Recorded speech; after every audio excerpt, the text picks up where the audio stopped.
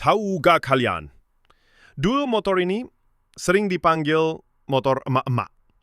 Tapi lihat sekarang, Mio 125cc. Tapi sekarang bisa disulap jadi spek drag, spek Thailand, atau spek ceper kayak anak tongkrongan. Bodi kecil, lincah, dan gampang dibikin gaya. Cocok buat yang suka tampil beda. Modal tipis, tapi hasil sadis. Modif Mio itu dunia yang luas, bro.